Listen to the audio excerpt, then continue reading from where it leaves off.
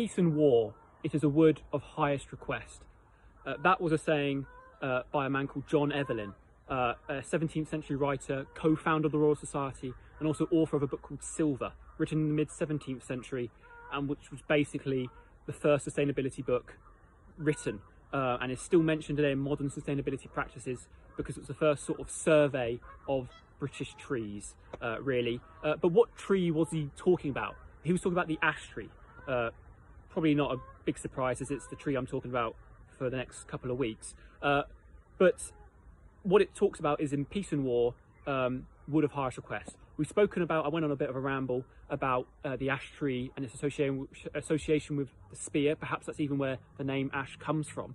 But what else was it used for? We've spoken about the Fraxinus genus as a whole, but we were looking more at trees from the continent and North America.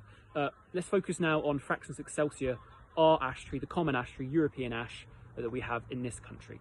Well, we've spoken about its use as spear shafts. It was also used as arrows alongside the, woods like yew. That's the war side.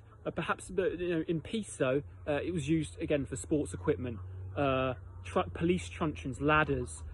It was used in the first sort of cars and even the first plane. Actually, the Wright brothers used spruce for like the main planks and the rigid stuff, but then ash for the ribs, so the more flexible stuff.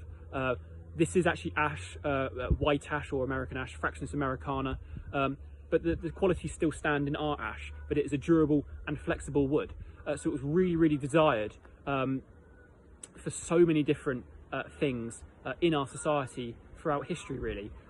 What's more, witches are said to hate ash and iron. So what they would do is they would make farmers would make their agricultural equipment out of ash wood and with iron, so the witches would leave them alone, really.